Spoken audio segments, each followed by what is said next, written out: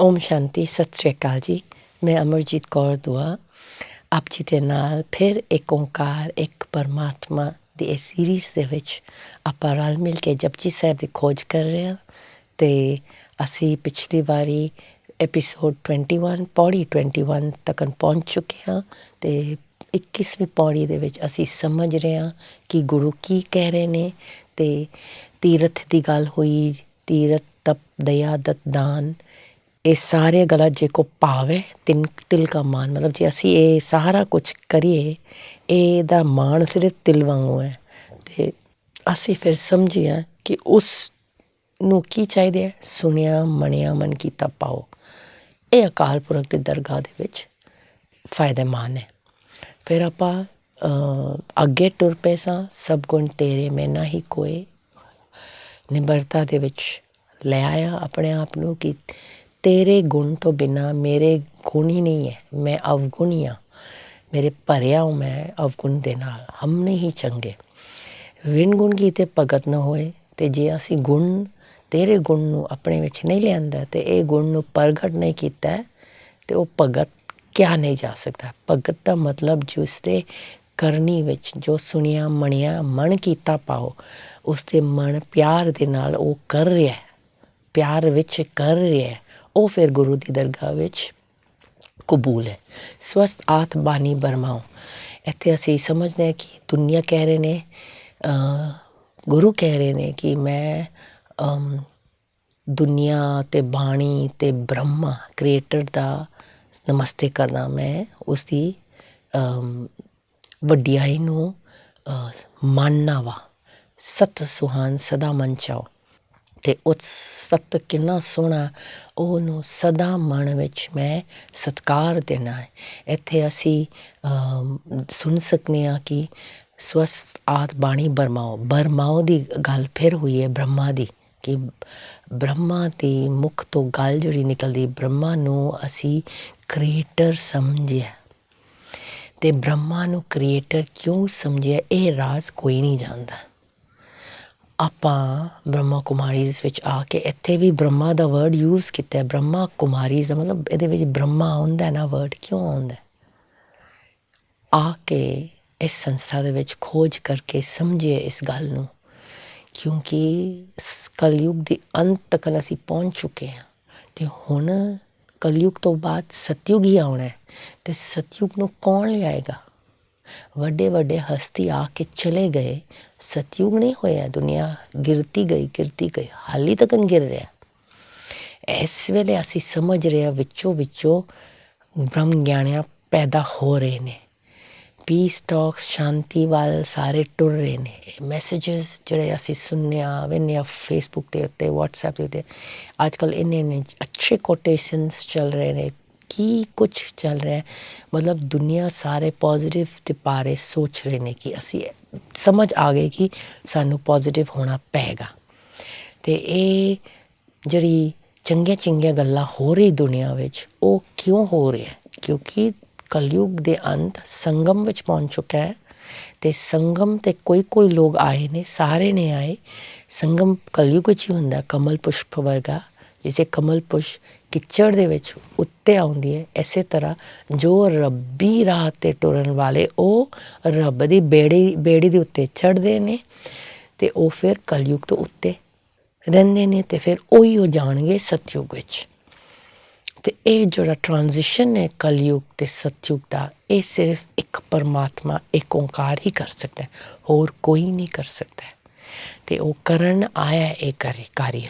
ਅਤੇ ਉਹ ਹਸਤੀ ਜਿਹੜਾ ਪਰਮਾਰਥ ਦਾ ਰਾਹ ਹੈ, ਜਿਹੜਾ ਪਿਤਾ ਪਰਮਾਤਮਾ ਦੀ ਜੋਤੀ ਬਿੰਦੂ ਹੈ, ਉਹ ਹਸਤੀ, ਉਹ ਬ੍ਰਹਮਾ ਤਣ ਵਿੱਚ ਆ ਕੇ ਉਹ ਗੱਲ ਕਰਦੇ ਨੇ, ਸਾਨੂੰ ਸਾਰੀ ਗੱਲ ਉਹ ਦੱਸਦੇ ਨੇ। ਇਸ ਨੂੰ ਅਸੀਂ ਕਹਿੰਦੇ ਹਾਂ ਮੁਰਲੀ। ਬ੍ਰਹਮਾ ਮੁਖ ਦੁਆਰਾ ਜੋ ਵਚਨ ਅਕਾਲ ਪੁਰਖ ਕਰ ਰਹੇ ਨੇ, ਉਸ ਨੂੰ ਕਹਿੰਦੇ ਨੇ ਬਰਮਾਓ। ਉਹ ਉਸ ਦੇ ਕਾਰਨ ਬ੍ਰਹਮਾ ਦੀ ਵਡਿਆਈ ਹੁੰਦੀ ਹੈ ਦੁਨੀਆ ਵਿੱਚ, ਜਿਹੜਾ ਕਿ ਅਸੀਂ ਨਹੀਂ ਸਮਝਦੇ। ਅਸੀਂ ਸਿਰਫ ਐਵੇਂ ਬੋਲਦੇ ਬ੍ਰਹਮਾ ਕ੍ਰੀਏਟਰ ਹੈ। ਅਰੇ ਕੋਈ ਇਨਸਾਨ ਕ੍ਰੀਏਟਰ ਥੋੜ੍ਹਾ ਹੋ ਸਕਦਾ। ਉਸ ਦੀ ਤਨ ਦਾ ਯੂਜ਼ ਕੀਤਾ ਅਕਾਲ ਪੁਰਖ ਨੇ ਬਾਣੀ ਸੁਣਾਉਣ ਵਾਸਤੇ।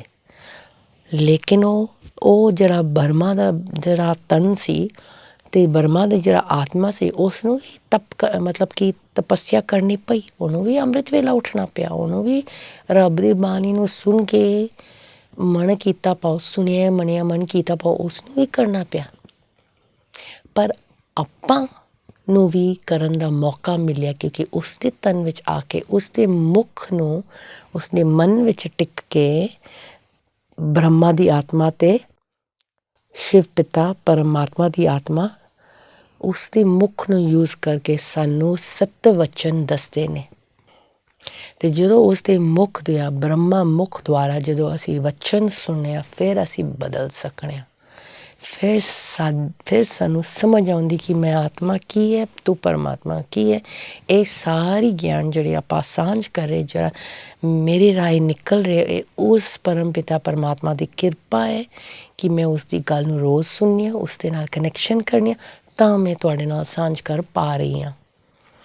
ਅਤੇ ਇਸ ਵਾਸਤੇ ਇਸ ਸੰਸਥਾ ਦੀ ਅਹਿਮੀਅਤ ਬਹੁਤ ਹੈਗੀ ਕਿਉਂਕਿ ਇਹ ਰੱਬ ਦੀ ਸੰਸਥਾ। ਇੱਥੇ ਕਿਉਂ ਫ੍ਰੀ ਹੈਗਾ, ਕਿਉਂ ਕੋਈ ਚਾਰਜਸ ਨਹੀਂ ਹੈ, ਕੋਈ ਵੀ ਆ ਕੇ ਰੱਬੀ ਗਿਆਨ ਲੈ ਸਕਦਾ ਫ੍ਰੀ, ਕਿਉਂਕਿ ਇਹ ਰੱਬੀ ਸੰਸਥਾ ਹੈ। ਹਾਂ, ਕਈ ਲੋਕ ਦਾਨ ਕਰਦੇ ਨੇ, ਮਤਲਬ ਕਿ ਡੱਬਾ ਵਿੱਚ ਪਾਉਂਦੇ ਨੇ ਜਾਂ ਸੰਸਥਾ ਨੂੰ ਦਿੰਦੇ ਨੇ ਤਾਂ ਕਿ ਅੱਗੇ ਹੋਰ ਤਰੱਕੀ ਕਰੇ। ਇਹ ਰੱਬੀ ਤਰੀਕਾ ਹੈ ਕਿਉਂਕਿ ਕਦੀ ਕੋਈ ਮੰਗ ਨਹੀਂ ਹੋਈ ਕਿਸੇ ਦੇ ਨਾਲ ਕਿ ਤੁਸੀਂ ਜ਼ਰੂਰ ਇਹ ਸੇਵਾ ਕਰਨੀ, ਉਹ ਸੇਵਾ ਕਰਨੀ, ਨਹੀਂ।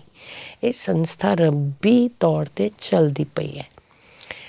ਲੋਕ ਆਉਂਦੇ ਨੇ, ਰੱਬੀ ਗਿਆਨ ਸੁਣਦੇ ਨੇ ਮੇਰੇ ਵਰਗਾ, ਅਤੇ ਜਦੋਂ ਸਾਨੂੰ ਲੱਗ ਰਿਹਾ ਸਾਡੀ ਜ਼ਿੰਦਗੀ ਸਫਲ ਹੋ ਰਿਹਾ, ਅਸੀਂ ਸੱਚ ਵਿੱਚ ਆਪਣੇ ਦੁੱਖ ਦੀ ਕਲਯੁਗ ਵਿੱਚੋਂ ਉੱਠ ਕੇ ਰੱਬ ਦੀ ਬੇੜੀ ਵਿੱਚ ਬਹਿ ਗਏ ਹਾਂ, ਆਪਣੇ ਆਪ ਨੂੰ ਕਮਲ ਪੁਸ਼ਪ ਫੀਲ ਕਰਨੇ ਆ ਕਿ ਸੱਚ ਮੇਰੇ ਮਨ ਦਾ ਅਵਸਥਾ ਬਦਲ ਰਿਹਾ ਅੰਮ੍ਰਿਤ ਵੇਲਾ ਕਰਨ ਦੇ ਨਾਲ, ਮੁਰਲੀ ਸੁਣਨ ਦੇ ਨਾਲ।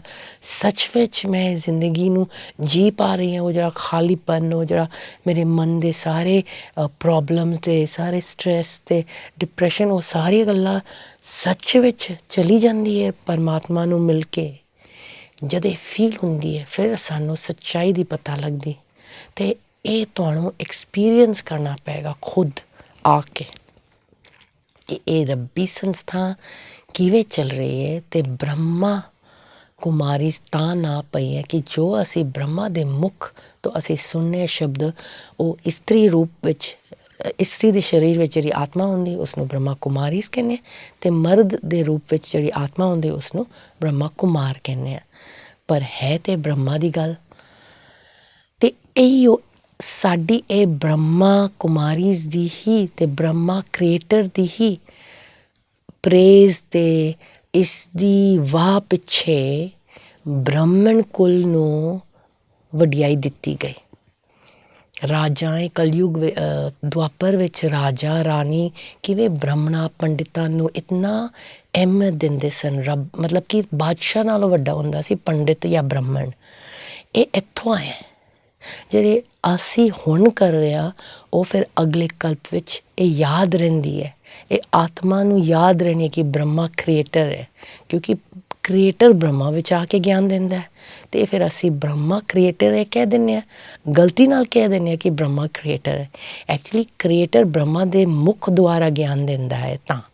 ਅਤੇ ਇਸ ਵਾਸਤੇ ਬ੍ਰਹਮਾ ਸਟੈਚੂਜ਼ ਵੀ ਇੰਨੇ ਬਣੇ ਨੇ ਦੁਨੀਆ ਵਿੱਚ, ਅਤੇ ਇਸ ਵਾਸਤੇ ਬ੍ਰਾਹਮਣ ਪੰਡਿਤ ਵਗੈਰਾ ਨੂੰ ਦੁਨੀਆ ਵਿੱਚ ਬਹੁਤ ਅਹਿਮੀਅਤ ਦਿੱਤੀ ਗਈ। ਅਤੇ ਇੱਥੇ ਗੁਰੂ ਨਾਨਕ ਉਸ ਦੀ ਵਡਿਆਈ ਕਰ ਰਹੀ ਹੈ। ਸਵਸਥ ਆਤ ਬਾਣੀ ਬਰਮਾਓ, ਮਤਲਬ ਆਤ ਵੀ ਬਾਣੀ ਵੀ ਬਰਮਾਓ, ਇਹ ਸਭ ਦੀ ਨਮਸਕਾਰ ਕਰ ਰਹੇ ਨੇ। ਸਤ ਸੁਹਾਣ ਸਦਾ ਮਨ ਚਾਓ, ਇਹ ਸਤਿਆ ਕਿੰਨਾ ਸੋਹਣਾ ਹੈ ਅਤੇ ਸਦਾ ਮਨ ਨੂੰ ਭਿਓ ਜਾਂਦਾ ਹੈ, ਚਾਹ ਵਿੱਚ ਲਿਆਉਂਦਾ ਕਿ ਮੈਂ ਇਹ ਰੱਬੀ ਰਾਹ 'ਤੇ ਚੱਲਾਂ ਅਤੇ ਤੇਰੇ ਬਿਨਾਂ ਕੁਛ ਨਹੀਂ, ਸਾਰਾ ਕੁਛ ਤੇਰਾ ਹੀ ਹੈ ਅਤੇ ਮੈਂ ਤੇਰੇ ਨਾਲ ਹੀ ਲੱਗਾ ਅਤੇ ਮੈਂ ਤੇਰੇ ਗੁਣ ਹੀ ਲਵਾਂ ਅਤੇ ਮੈਂ ਤੇਰੇ ਨਾਲ ਜੁੜਾਂ, ਕਿਉਂਕਿ ਸਾਰਾ ਕੁਛ ਤੂੰ ਹੀ ਹੈ, ਮੈਂ ਕੁਛ ਨਹੀਂ ਹਾਂ। ਇਹ ਪੰਕਤੀਆਂ ਇੱਥੇ ਲਿਖਿਆ ਹੈ। ਕਵਣ ਸੁਵੇਲਾ ਵਕਤ ਕਵਣ, ਕਵਣ ਥਿਤ ਕਵਣ ਵਾਰ, ਕਵਣ ਸੇ ਰੁੱਤੀ ਮਹਾ ਕਵਣ, ਜਿਤ ਹੋਆ ਆਕਾਰ, ਵੇਲ ਨ ਪਾਇਆ ਪੰਡਤੀ, ਜੇ ਹੋਵੇ ਲੇਖ ਪੁਰਾਣ, ਵਕਤ ਨਾ ਪਾਇਓ ਕਾਦੀਆਂ ਜੇ ਲੇਖਣ ਲੇਖ ਕੁਰਾਨ। ਇੱਥੇ ਤੱਕ ਆਪਾਂ ਸਮਝੀਏ।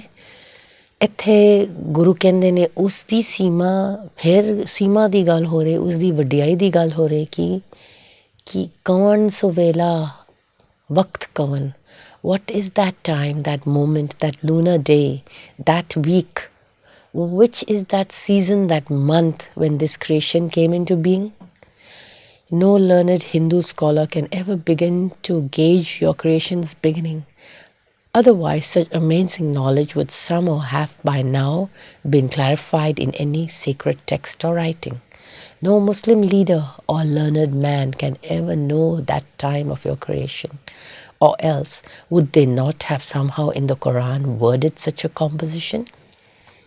ਇੱਥੇ ਦੁਨੀਆ ਕਿਵੇਂ ਬਣੀ ਹੈ ਦੀ ਗੱਲ ਹੋ ਰਹੀ ਹੈ। ਦੁਨੀਆ ਦੀ ਸ਼ੁਰੂਆਤ, ਕਿਹੜਾ ਵੇਲਾ, ਕਿ ਕਵਣ ਸੋ ਵੇਲਾ, ਕਿਹੜਾ ਵੇਲਾ, ਵਕਤ ਕਵਣ, ਕਿਹੜਾ ਵਕਤ, ਕਵਣ ਥਿਤ, ਕਿਹੜੀ ਥਿਤੀ, ਕਿਹੜੀ ਵਾਰ, ਇਹ ਕਦੋਂ ਹੋਇਆ ਸਾਨੂੰ ਨਹੀਂ ਪਤਾ ਅਤੇ ਨਾ ਕਿਸੇ ਨੂੰ ਪਤਾ।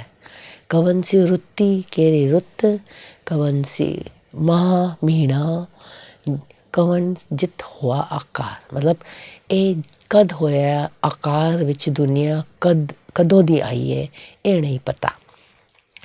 ਇੱਥੇ ਫਿਰ ਗੁਰੂ ਜੀ ਨੇ ਮਤਲਬ ਦੱਸਿਆ ਕਿ ਪੁਰਾਣ ਜਾਂ ਕੁਰਾਨ ਵਿੱਚ ਵੀ ਨਹੀਂ ਪਤਾ, ਨਹੀਂ ਤਾਂ ਉਹ ਜ਼ਰੂਰ ਲਿਖਦੇ। ਉਹਨਾਂ ਨੇ ਕੋਸ਼ਿਸ਼ ਜ਼ਰੂਰ ਕੀਤੀ ਹੈ ਸਾਰਿਆਂ ਨੇ, ਪਰ ਕਿਉਂਕਿ ਅਸੀਂ ਪਿਛਲੇ ਜਨਮ ਦੀ ਯਾਦ ਨਹੀਂ ਹੈ ਅਤੇ ਅਗਲੇ ਸ਼ੁਰੂ ਜਿਹੜੀ ਆਦ ਸੱਚ, ਜੁਗਾਦ ਸੱਚ ਦੀ ਗੱਲ ਹੈ, ਉਹ ਵੀ ਸਾਨੂੰ ਕਿਵੇਂ ਪਤਾ ਲੱਗ ਸਕਦਾ? ਉਹ ਅਕਾਲ ਪੁਰਖ ਖੁਦ ਆ ਕੇ ਦੱਸੇਗਾ ਤਾਂ ਸਾਨੂੰ ਪਤਾ ਲੱਗ ਸਕਦਾ, ਨਹੀਂ ਤਾਂ ਕਿਸੇ ਨੂੰ ਨਹੀਂ ਪਤਾ ਲੱਗ ਸਕਦਾ। ਵੇਲ ਨ ਪਾਇਆ ਪੰਡਤੀ ਜੇ ਹੋਵੇ ਲੇਖ ਪੁਰਾਣ। ਮਤਲਬ ਉਹ ਪੰਡਿਤ ਵਗੈਰਾ ਵੀ ਇਸ ਦੀ ਸੀਮਾ ਨਹੀਂ ਪਾ ਸਕਦੀ, ਇਸ ਦੀ ਗਿਆਨ ਨਹੀਂ ਪਤਾ ਲੱਗ ਸਕਦਾ ਕਦੋਂ ਸ਼ੁਰੂ ਹੋਇਆ, ਨਾ ਕੁਰਾਨ ਵਿੱਚ ਪਤਾ ਲੱਗ ਸਕਦਾ।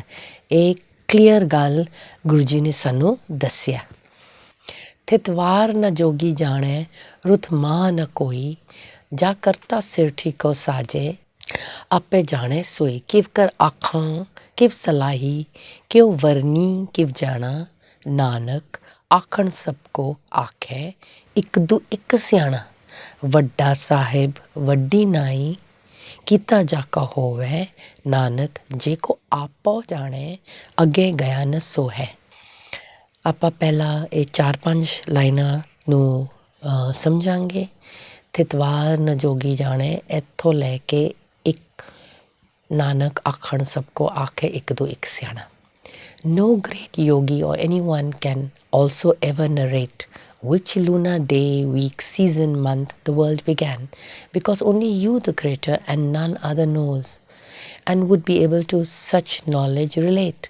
How then to express, how to praise, how to describe or know of your greatness? O Nanak, everybody but tries to better the other in their own expressions of your massiveness. ਇੱਥੇ ਗੁਰੂ ਜੀ ਕਹਿ ਰਹੇ ਨੇ ਕਿ ਕਿਸੇ ਇਨਸਾਨ ਨੂੰ ਪਤਾ ਨਹੀਂ ਹੋ ਸਕਦਾ ਕਿ ਆਦ ਕਿੱਥੋਂ ਹੈ, ਜੁਗਾਦ ਕਿੱਥੋਂ ਹੈ, ਸਿਰਫ ਉਸ ਅਕਾਲ ਪੁਰਖ ਨੂੰ ਪਤਾ ਚੱਲ ਸਕਦਾ ਹੈ। ਇਸ ਵਾਸਤੇ ਇਸ ਦੇ ਵਿੱਚ ਵੀ ਉਸ ਦੀ ਕਿੰਨੀ ਵਡਿਆਈ ਹੈ। ਥਿਤਵਾਰ ਨਾ ਜੋਗੀ ਜਾਣੇ, ਕੋਈ ਜੋਗੀ ਵੀ ਨਹੀਂ ਜਾਣ ਸਕਦਾ ਜਿਹੜਾ ਤਪ ਕਰ ਰਿਹਾ ਅਤੇ ਉਹ ਪਾਸਟ ਲਾਈਫ ਰਿਗਰੈਸ਼ਨ ਵਿੱਚ ਜਾ ਰਿਹਾ, ਜਾਂ ਕੁਛ ਵੀ ਇੰਨੇ ਤਪਸਵੀ ਵੀ ਨਹੀਂ ਜਾਣ ਸਕਦਾ ਦੁਨੀਆ ਕਦ ਸ਼ੁਰੂ ਹੋਇਆ। ਰੁੱਤ ਮਾਹ ਨਾ ਕੋਈ, ਮਤਲਬ ਕਿਹੜਾ ਮਹੀਨਾ, ਕਿਹੜਾ ਸੀਜ਼ਨ, ਕਿਹੜਾ ਵੀਕ, ਉਹ ਦੁਨੀਆ ਕਦ ਸ਼ੁਰੂ ਹੋਇਆ ਇਹ ਕੋਈ ਨਹੀਂ ਜਾਣ ਸਕਦਾ। ਜਾ ਕਰਤਾ ਸਿਰਟੀ ਕਉ ਸਾਜੇ ਆਪੇ ਜਾਣੇ ਸੋਏ, ਆਪ ਹੀ ਆਪੇ ਜਾਣੇ ਸੋਏ। ਇਹ ਬਹੁਤ ਹੀ ਸੁੰਦਰ 3 ਵਰਡ ਹੈ, ਆਪੇ ਜਾਣੇ ਸੋਏ। ਉਹ ਖੁਦ ਆਪਣਾ ਜਾਣ ਸਕਦੇ ਨੇ, ਹੋਰ ਕੋਈ ਉਸ ਨੂੰ ਜਾਣ ਹੀ ਨਹੀਂ ਸਕਦਾ। ਕਿਵ ਕਰ ਆਖਾਂ ਕਿਵ ਸਲਾਹੀ, ਤਾਂ ਕਿਵੇਂ ਮੈਂ ਆਖਾਂ, ਕਿਵੇਂ ਮੈਂ ਸਲਾਹ ਉਸਦੀ, ਕਿਵੇਂ ਮੈਂ ਪ੍ਰੇਜ਼ ਕਰਾਂ ਉਸਦੀ, ਕਿਵੇਂ ਮੈਂ ਵਡਿਆਈ ਕਰਾਂ, ਕਿਵੇਂ ਮੈਂ ਉਸ ਨੂੰ ਡਿਸਕਰਾਈਬ ਕਰਾਂ ਕਿ ਉਹ ਵਰਨੀ ਕਿਵ ਜਾਣਾ। ਅਸੀਂ ਇਸ ਨੂੰ ਕਰ ਹੀ ਨਹੀਂ ਸਕਦੇ। ਇਸ ਦੀ ਵਡਿਆਈ, ਇਸ ਦੀ ਸਲਾਹ, ਇਸ ਦੇ ਬਾਰੇ ਅਸੀਂ ਜਾਣਦੇ ਨਹੀਂ, ਅਤੇ ਕਿਵੇਂ ਵੀ ਆਪਾਂ ਇਹ ਗੌਰ ਕਰਾਂਗੇ ਇਸ ਗੱਲ ਦੇ ਉੱਤੇ ਕਿ ਦੁਨੀਆ ਕਦੋਂ ਸ਼ੁਰੂ ਹੋਈ ਹੈ, ਕਿਹੜੇ ਦਿਨ, ਕਿਹੜੀ ਤਾਰੀਖ, ਕਿਹੜਾ ਮਹੀਨਾ, ਕਿਹੜਾ ਵਾਰ, ਕਿਹੜੇ ਸਾਲ, ਕਦੋਂ, ਕਿੰਨੀ ਪੁਰਾਣੀ ਹੈ। ਉਹ ਨਾਨਕ ਐਵਰੀਬਡੀ ਬਟ ਟਰਾਈਜ਼, ਮਤਲਬ ਕਿ ਨਾਨਕ ਆਖਣ ਸਭ ਕੋ, ਮਤਲਬ ਸਾਰੇ ਨਾਨਕ ਇੱਥੇ ਬਿਨਾਂ ਔਂਕਾਰ ਤੋਂ ਮਤਲਬ ਅਕਾਲ ਪੁਰਖ ਕਹਿ ਰਹੇ ਨੇ ਕਿ ਆਖਣ ਸਭ ਕੋ ਆਖੇ, ਇੱਕ ਦੂ ਇੱਕ ਸਿਆਣਾ। ਨਾਨਕ ਪੌਜ਼ ਹੁੰਦੇ ਇੱਥੋਂ ਬਾਅਦ, ਆਖਣ ਸਭ ਕੋ ਆਖੇ ਇੱਕ ਦੂ ਇੱਕ ਸਿਆਣਾ, ਮਤਲਬ ਸਾਰੇ ਇੱਕ ਦੂਜੇ ਨਾਲੋਂ ਵੱਧ ਕੇ, ਸਾਰੇ ਇੱਕ ਦੂਜੇ ਨਾਲ ਬੋਲਦੇ ਪਏ ਨੇ, ਇੱਕ ਦੂਜੇ ਨਾਲੋਂ ਵੱਧ ਕੇ ਆਪਣੇ ਆਪ ਨੂੰ ਸਿਆਣਾ ਸਮਝਦੇ ਪਏ ਨੇ ਪਰ ਗੁਰੂ ਜੀ ਇੱਥੇ ਕਹਿੰਦੇ ਕਿ ਕੋਈ ਨਹੀਂ ਉਸ ਦੀ ਸੀਮਾ ਨੂੰ ਪਾ ਸਕਦੇ ਆ, ਸਿਰਫ ਬਸ ਕਹਿੰਦੇ ਰਹਿ ਗਏ। ਵੱਡਾ ਸਾਹਿਬ ਵੱਡੀ ਨਾਈ ਕੀਤਾ ਜਾਕਾ ਹੋਵੇ, ਨਾਨਕ ਜੇ ਕੋ ਆਪੋ ਜਾਣੈ ਅੱਗੇ ਗਿਆ ਨ ਸੋਹੈ। ਇੱਥੇ ਇੰਨਾ ਕਲੀਅਰ ਨਾਲ ਗੁਰੂ ਜੀ ਫਿਰ ਦੁਹਰਾਉਂਦੇ ਨੇ ਇਹੋ ਪੰਕਤੀ, ਇਹੋ ਪੌੜੀ, ਮਤਲਬ ਜਿਸ ਦੇ ਵਿੱਚ ਅਸੀਂ ਸਮਝ ਰਹੇ ਹਾਂ ਕਿ ਉਸ ਦੀ ਸੀਮਾ ਨੂੰ, ਉਸ ਦੁਨੀਆ ਦੀ ਸ਼ੁਰੂਆਤ ਨੂੰ, ਉਸ ਆਦਿ ਸੱਚ, ਉਸ ਜੁਗਾਦ ਸੱਚ ਨੂੰ ਅਸੀਂ ਨਹੀਂ ਸਮਝ ਸਕਦੇ। ਜਿੰਨਾ ਮਰਜ਼ੀ ਅਸੀਂ ਕੋਸ਼ਿਸ਼ ਕਰੀਏ, ਜਿੰਨਾ ਮਰਜ਼ੀ ਅਸੀਂ ਆਪਣੇ ਆਪ ਨੂੰ ਸਿਆਣਾ ਸਮਝੇ, ਕੋਈ ਵੀ ਪੁਰਾਣ ਹੋ, ਕੁਰਾਨ ਹੋ, ਉਸ ਸਮੇਂ 'ਤੇ ਗ੍ਰੰਥ ਨਹੀਂ ਸੀ, ਸਿਰਫ ਪੁਰਾਣ ਕੁਰਾਨ ਹੀ ਸਨ, ਅਤੇ ਉਹਨਾਂ ਨੇ ਕਿਹਾ ਉਹਦੇ ਵਿੱਚ ਵੀ ਨਹੀਂ ਲਿਖਿਆ ਜਾ ਸਕਦਾ। ਪੰਡਿਤ ਹੋ ਜਾਂ ਕਾਜ਼ੀ ਹੋ, ਉਹ ਵੀ ਨਹੀਂ ਇਸ ਗੱਲ ਨੂੰ ਸਮਝ ਸਕਦੇ, ਮਤਲਬ ਕਿ ਸਿਆਣੇ ਤੋਂ ਸਿਆਣੇ ਵੀ ਇਸ ਗੱਲ ਨੂੰ ਨਹੀਂ ਜਾਣ ਸਕਦੇ। ਅਤੇ ਵੱਡਾ ਸਾਹਿਬ ਵੱਡੀ ਨਾਈ ਕੀਤਾ ਜਾਕੋ ਹੈ, ਉਹ ਅਕਾਲ ਪੁਰਖ ਹੀ, ਜੋ ਵੱਡਾ ਸਾਹਿਬ ਹੈ ਉਹ ਹੀ ਆਪਣਾ ਕੀਤਾ ਜਾਣਦਾ ਹੈ। O Almighty One, you are the greatest, and great are your descriptions. Thy will be done. Whatever happens is totally at thy disposition.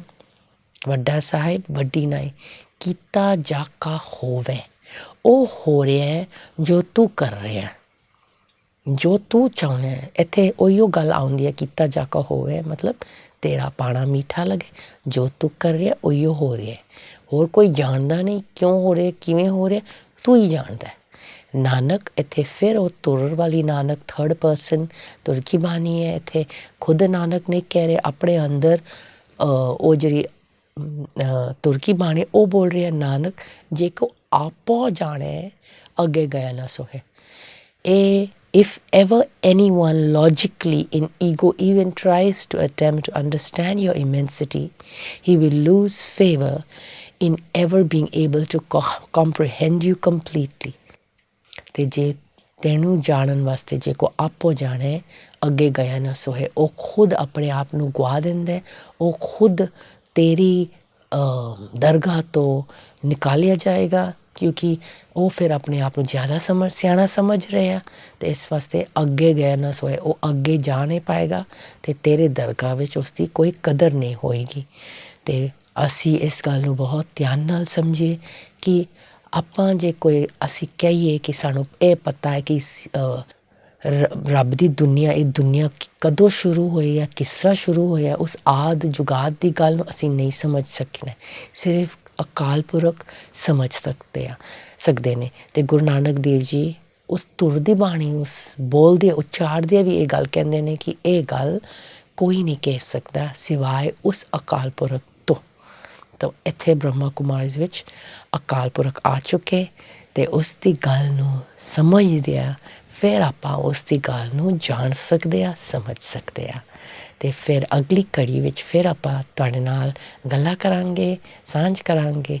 ਆਪ ਜੀ ਦੀ ਥੈਂਕ ਯੂ ਇਸ ਪ੍ਰੋਗਰਾਮ ਵਿੱਚ ਸ਼ਾਮਿਲ ਹੋਇਆ। ਏਕ ਓਂਕਾਰ, ਓਮ ਸ਼ਾਂਤੀ।